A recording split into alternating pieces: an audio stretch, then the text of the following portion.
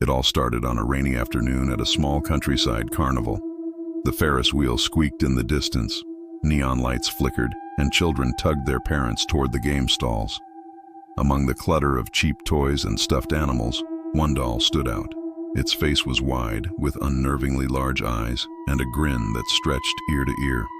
Its name, printed on a tag, read, Labubu. 10-year-old Emily was drawn to it instantly. "Mommy, look, she's smiling at me," Emily whispered.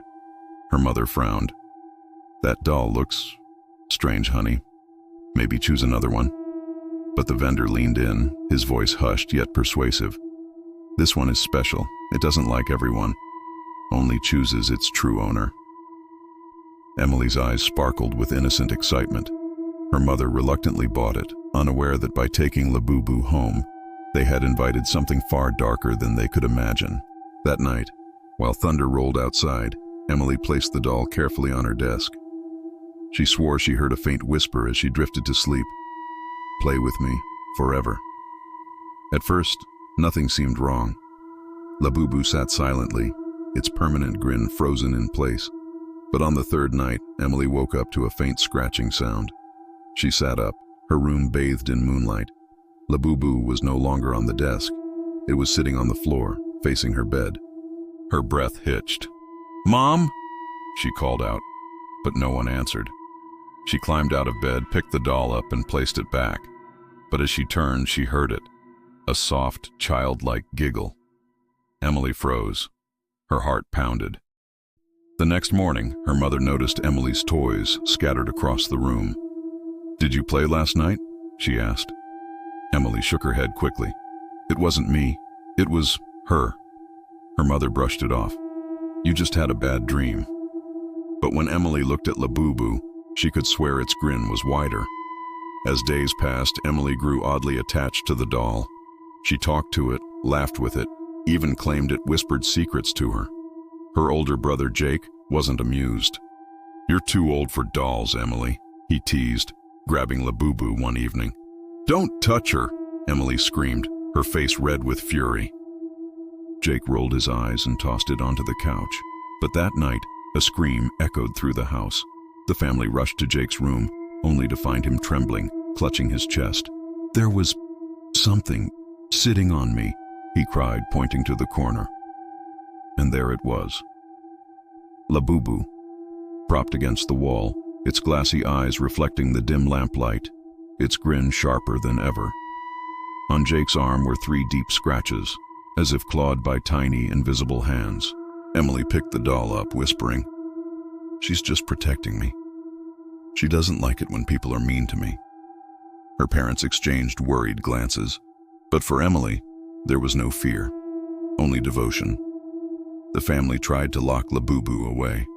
Jake shoved it into a cardboard box, taped it shut, and threw it into the attic. But that night, Emily awoke to the sound of humming. She sat up, her eyes adjusting to the dark, and gasped. Labubu sat on her desk again, its head tilted slightly, grin stretched wider. Her mother tried to calm her down the next morning. "Honey, you must have brought it back down yourself." But Emily shook her head violently. "No, she comes back on her own. She told me she doesn't like being left alone." Her father's patience wore thin. "It's just a doll," he snapped, tossing it into the trash outside. By morning, it was back in Emily's bed. Its stitched grin seemed almost smug. Strange things began happening around the house. The hallway lights flickered at midnight. Doors creaked open on their own. Emily's mother often heard whispering, as if children were playing behind the walls. When she pressed her ear to them, she swore she heard Labubu's giggle. One evening, Emily stared at her mother with a strange intensity. "Mommy," she whispered, "Labubu says you don't love me anymore." Her mother's heart sank. "Of course I love you." But Emily only hugged the doll tighter, murmuring to it as though it was the only one she trusted. From then on, the family felt like outsiders in their own home. Labubu had taken Emily, and Emily was slipping further away. Jake tried once more to prove the doll was dangerous. He set up a camera in Emily's room, determined to catch it moving. At 3:07 a.m., the camera flickered. The doll turned its head toward the lens. Its eyes glowed faintly red before the feed cut out. Jake woke the next morning with burning pain across his chest. 5 claw marks stretched diagonally over his skin, deep, raw, bleeding. He stormed into Emily's room, holding his shirt up. "Look what your stupid doll did." Emily's eyes narrowed. "She only hurts people who try to hurt me. You made her angry." And for the first time, Emily's smile mirrored Labubu's. Wide, unnatural, terrifying. Desperate, their mother contacted a local priest who agreed to cleanse the house. He sprinkled holy water, reciting prayers. But as the chanting grew louder, Labubu fell from the shelf with a thud. The doll rolled over and blinked. The priest froze, his voice trembling. This is not ordinary. This is a vessel." Suddenly the lights burst. The walls shook. Emily screamed as the doll's giggles echoed through the house, drowning out the prayers. The priest fled, pale and shaken. "I cannot help you. This thing doesn't want to leave. And the child, she is its anchor." Emily stopped eating meals with her family.